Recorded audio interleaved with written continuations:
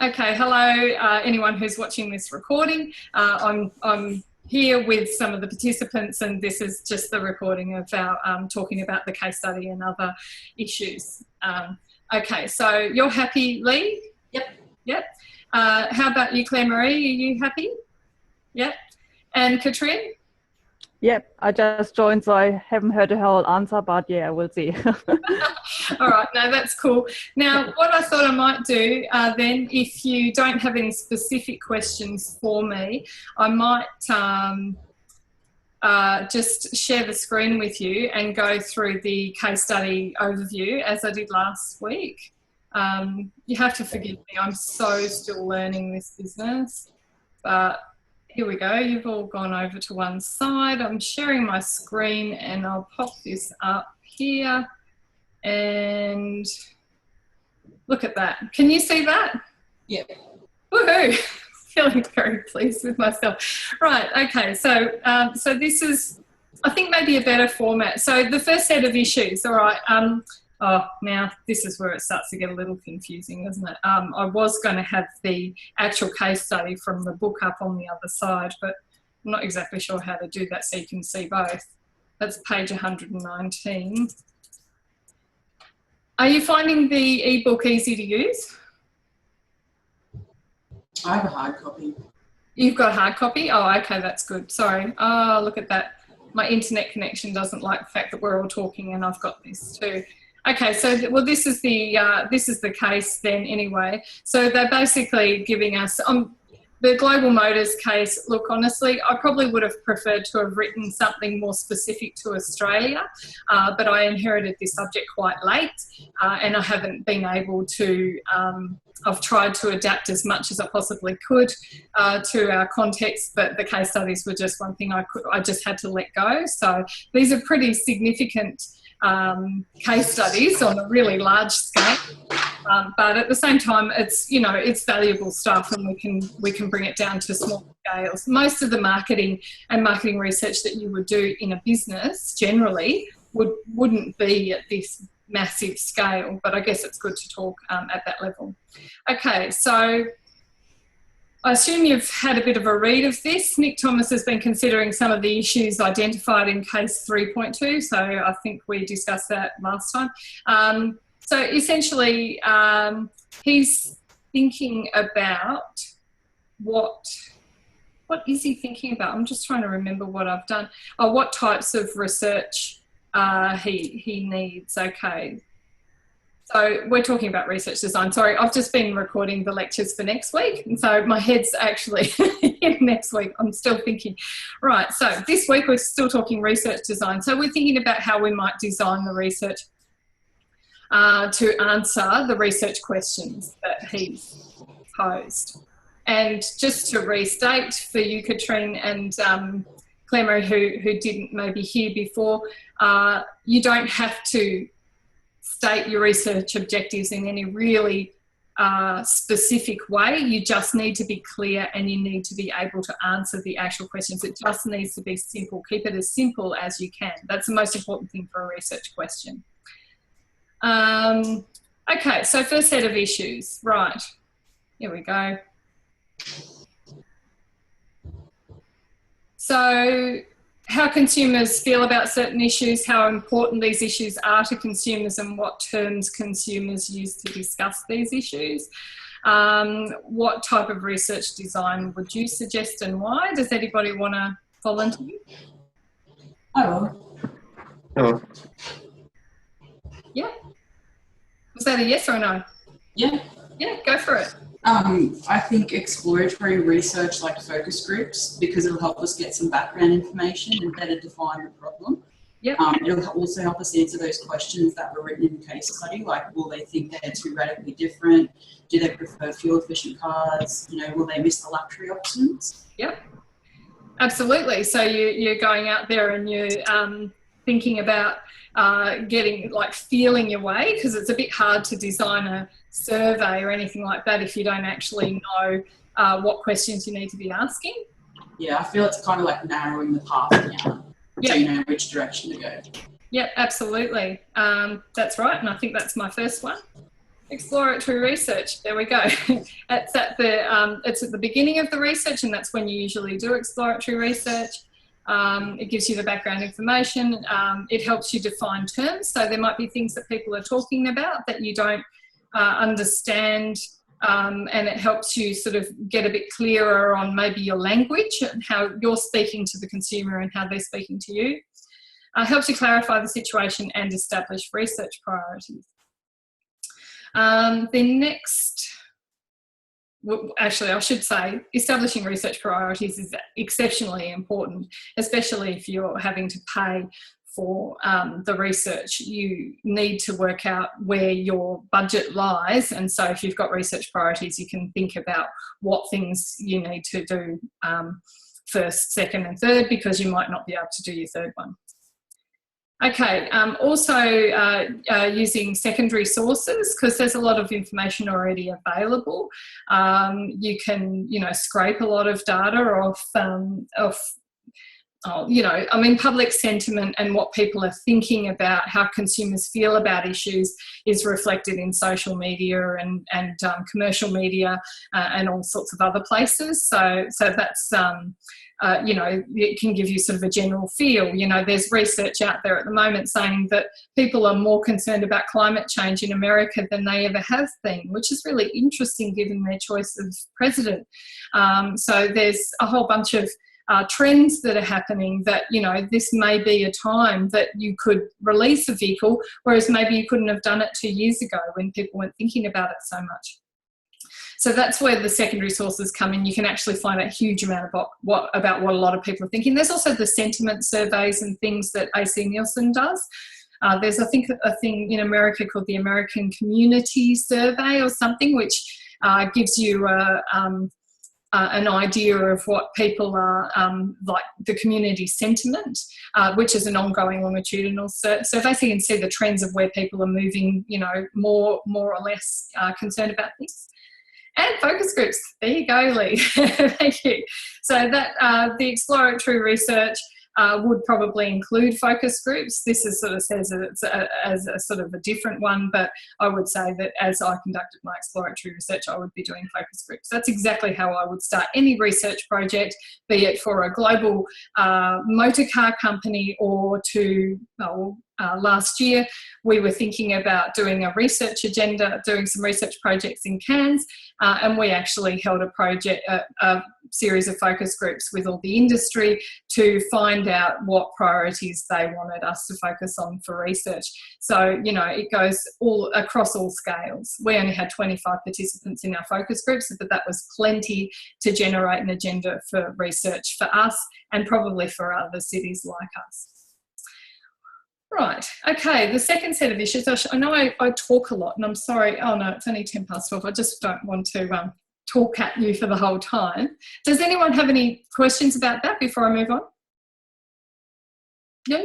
Okay, that's cool. Okay, so the second set of issues.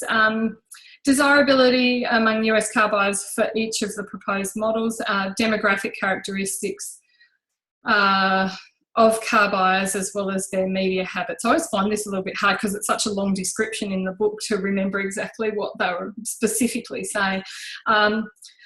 Okay, so what research design would you suggest to address these issues? This is desirability among US car buyers. You may want to actually get some primary research for this. Any suggestions? Oh, go Lee. I think we'd need some descriptive research, like a cross-sectional study, like a sample survey, yep, because that can be representative of the wider population if you do it right, and it can describe the answers to the questions of who, what, when, where, and we particularly want to know who. So I think that would be a good one. Absolutely. Anything from you two? No? No? Okay. No. All right. Okay, so the critical issues are determining associations between attitudes and intentions and investigating if these vary by market segment. So you're exactly right. We need descriptive research. You know what, Lee, you could have written this for me today. Maybe I'll get you to write one of these for me so people don't get sick of looking at my face all the time. So a cross-sectional survey using a representative sample of prospective car buyers is exactly what we would need to get a better understanding if we were to conduct the research ourselves and not just rely on secondary research of the desirability among US car buyers. Okay, third set of issues. Now you can see where this is heading. I reckon you can probably guess based on the lecture what this one might actually be, what type of research this might be asking for. Okay, so how much more consumers would be willing to pay for each 5 mpg incremental increase in fuel economy global motors can offer. So essentially it's a, if we do this, then what will happen? So it has both an independent variable and a dependent variable. Would anyone like to suggest what kind of research design we might need for that? Go on, Lee. I know, it's killing you. Do it. I don't know how to say the word, but causal research method, because it helps us to identify correlation and causation. So if MPG changes, then how much more are consumers willing to pay? Exactly. Absolutely, exactly. We've got cause and effect, and so we need to think about causal research design. Independent variable could be the MPG increases. So we increase it by 10, 20 or 30%. Dependent variables would be the preference for the new Zen models or potentially how much they're prepared to pay. The independent variable could also be how much they're prepared to pay. You could actually change that. So you could measure it in 2 different ways. You could control one and change the other is the basic experimental design. And it sounds like you've sort of grasped that idea. Like I said in the lecture, I don't know if you others had a chance to listen to the lecture, but the important thing with this is it's very highly technical, the stuff that we're discussing here. It's actually pretty complicated and you don't need to understand all of it and know exactly everything about it. What you do need to do is have a basic understanding of how it works and what you would use when. So then if you chose to pursue that at a different time, you could then look into it. So it's really about knowing what you don't know, I guess is probably the way. So I don't want anybody to get stressed about understanding experimental research design. I don't use it. I find it even quite hard to teach. Most researchers, a lot of researchers don't use it, but in marketing, because it's based on psychology and representativeness and a whole bunch of things, it's actually really important to understand. All right, I think that's actually, oh look, and a cross-sectional survey, this one. So you could also include some questions in your cross-sectional survey to find out how much of an increase would cause the preferences to rise a certain level. So that's back to your correlation and causation. You can actually see what causes what, hopefully. All right. Okay. Now, where are we? There we go. Right. So that's just the discussion on that. I think that's all I had to say. Is there anything I can talk about with you guys? Are you guys happy? Yeah. I have, oh, sorry. You go. You go, Katrina. No, I'm good. I'm actually not as prepared today because I just came home from work, so I'm not that prepared, so I'm all good. Oh, that's fine. Sorry, I didn't mean to put you on the spot. I just appreciate you here. It's really good. I just have another question about when we write our research objectives. I'm just thinking about our assessment. On page 98 of the textbook, there's a little section where it says we can group or we can classify seemingly diverse research projects well enough to predetermine the most appropriate research design. So for example, if there's 3 questions that we're going to ask, let's say in a sample survey, do we have to write a separate objective for each of those questions, or can we just group them all together? I'm just trying to read where you were. Can you see I've got page 98 up there? Yeah. Just so I can read what you were saying. Yeah, there's just one line in there where it says who participated.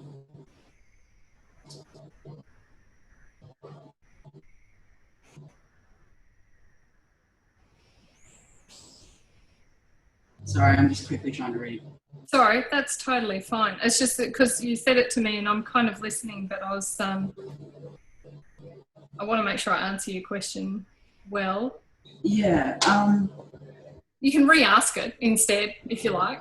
Yeah, well, it just says that basically if our research objectives are similar, we can sort of group those all together to put in a sample survey, let's say. So if we have 3 different questions, like if we use this global motors example, the 3 different questions are: how likely is fuel economy to influence your purchase? How worried are you about global warming? And do you think gas emissions contribute to global warming? So we could ask all of those questions in a sample survey. Could we just group that all together and just have one objective for that whole series, I guess? Does that make sense? Well, I think I'm not 100% sure I'm hearing you properly, but I think probably you're asking 3 really different questions that you need answers to. Mm-hmm. So I think you need to keep them separate. From what I understand of what you're saying there, you just, you don't want to have too many. You really, a decent research project should probably only have 3 max for research questions and an overall kind of, objective. So, to discover this and how you're going to do this, I'm going to answer this question, and this question. Yeah. Okay. Thank you. Right. Any other... I don't think you need to worry about the research questions too much, because I think you'll look at instantly and you'll think, oh, this is what we need to know. And it's just about having plain English in how you're writing. But when you are writing too, you want to be thinking about the type of... I know that we always say that you should ask your research question and then start looking at, your types of ways of answering that.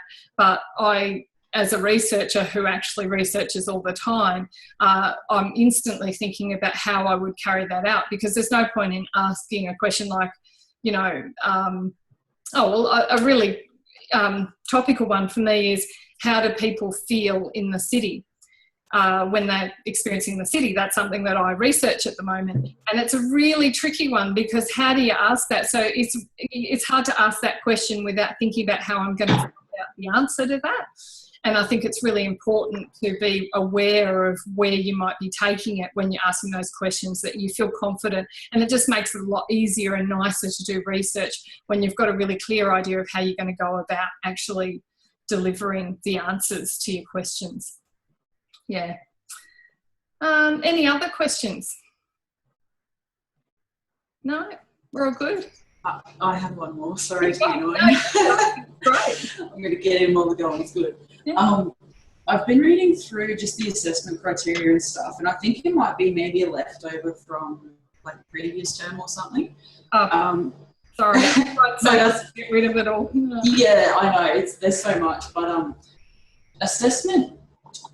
Our 2 written assessment pieces, they're 2 separate pieces, aren't they? Yes, very much so. Yeah.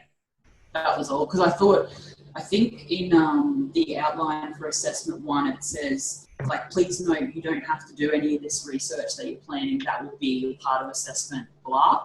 And I was like, oh okay. Obviously left over. All good. Yeah, I'm sorry. The actual course outline was a relic of the past, and I inherited this after I was allowed to make any changes to that, because it had already been published. So I've tried. Look, honestly, I have to stick to it, because that's what we have to do, because it's published. But the problem with it last time was it just wasn't very clear, and so I've just tried to make it much simpler and clearer for people. Try not to keep it too complex. Yeah, I'm not sure. They're totally separate though. They're different cases, different everything. So I think probably she had Roshni, who ran it last year, had some problems with people stressing out because they thought that they actually had to deliver this survey and actually conduct it. And that's, so I've seen her in capitals right everywhere. You know, you do not need to conduct this survey. We just need the marketing research plan to clarify what questions we're going to ask and how we're going to go about asking them. Is that clear? Yep, good. Any other questions? No? No? Okay. Yeah, the assessment seems very similar to what we've already done in marketing fundamentals and a few other classes, really. Oh, really? Okay. Yeah. Is that a good thing or a bad thing? Oh, no, not a bad thing at all. Yeah. Yeah. Well, you can just use all your old stuff?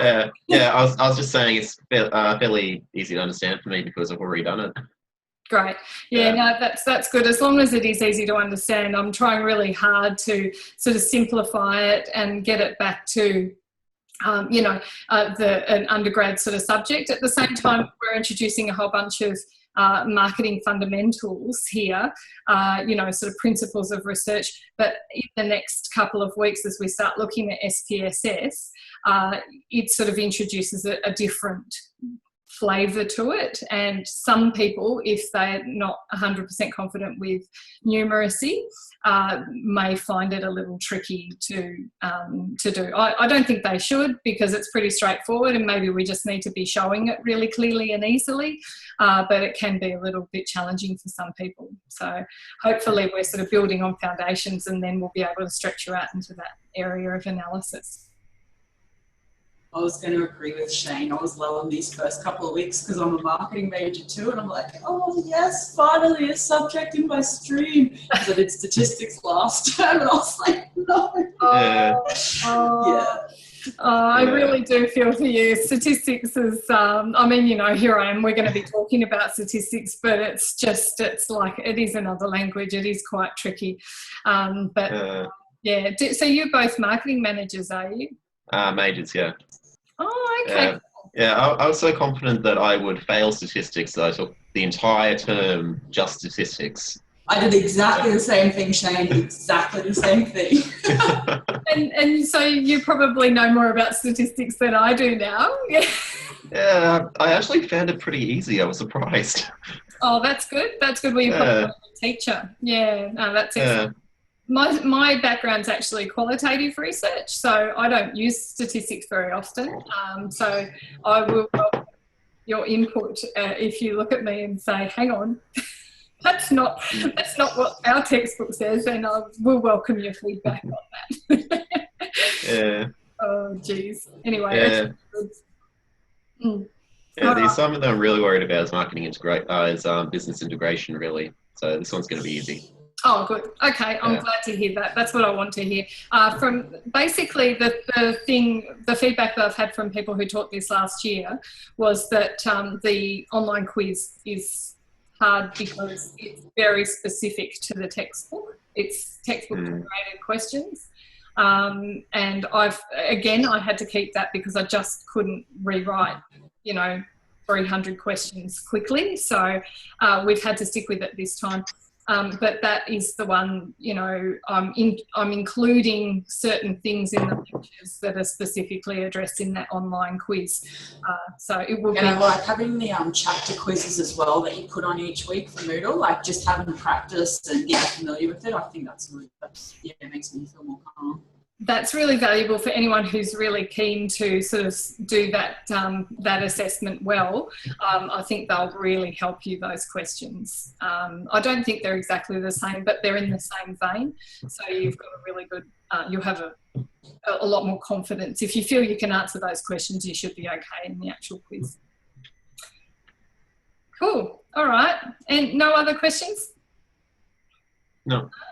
It's lovely to see you all. Thank you very much for coming. And it's 5 minutes early, but I don't think I have anything more to say. I can talk as much as you like, but if there's nothing more for me to help you with, then we can probably finish up. Thanks for your time. Yeah. Thank you, guys. Thanks a lot. Thank you. All right. See you. Bye. Yeah.